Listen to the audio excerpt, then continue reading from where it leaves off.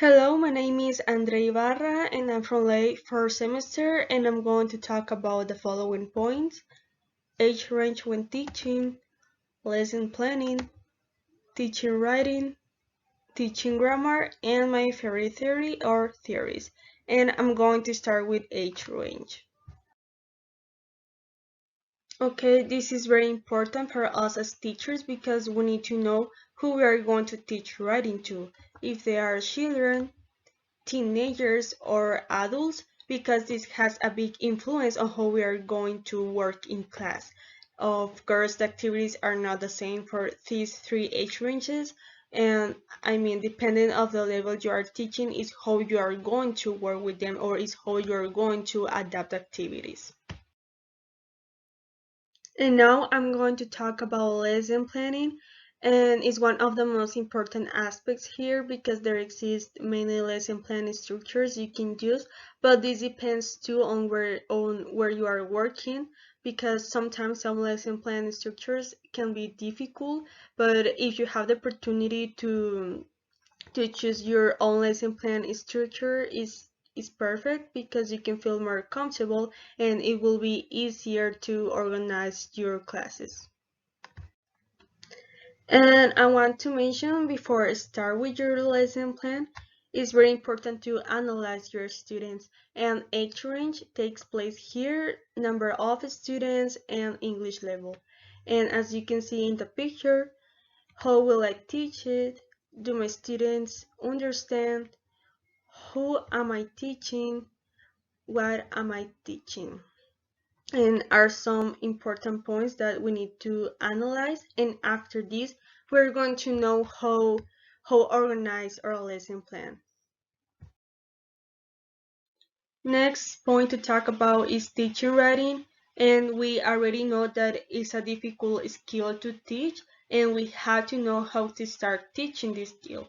For example, if you are teaching to a A1 English level, you can ask them to write a long essay because they probably would use translators for all the assignments, and we don't want that.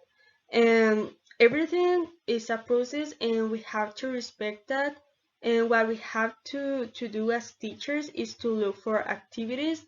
And as I mentioned before, this depends on the level you are teaching. And if you don't know how to start your writing class, it's because you didn't analyze your student. And it's for that reason I mentioned before that is one of the most important points for teachers.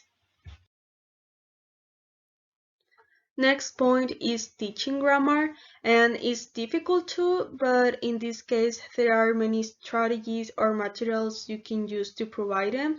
So students will be in a learning process and probably they will have some errors in their writings. For example, in my case, when I was in my learning process, in the first day of class, the teacher gave us a list of correction symbols, and it helped a lot for us, and of course she explained the list, and after analyze the correction symbols we had to practice how to make corrections with short essays, and also she gave us a guide or a kind of writing frame to learn or get an idea how to write a summary. A summary needs introductory sentence, main idea, relevant details, and summing up. We used a list of transition signals too, so you can provide these kind of activities or materials to your students and give them feedback with correction symbols and tell them why. So probably students will retain the information, but students have to practice a lot. To conclude this video, I'm going to talk about my favorite theory, and it's cognitive learning, and I like it because this theory says that everything is a process or a sequence for writing, and it's excellent for me. And for example, as you can see in the picture, is a sequence for writing, and in a section of the sequence shows us feedback. And I mentioned before that give feedback to your students is very important to improve their learning process. And I read in the article Theories vis-a-vis Practices in English as a Foreign Language Writing Classes that you can implement two theories because maybe one theory is not complete, but anyway, it's necessary to know them separately to know perfect what theory or theories we want to use. And that's it. Thank you.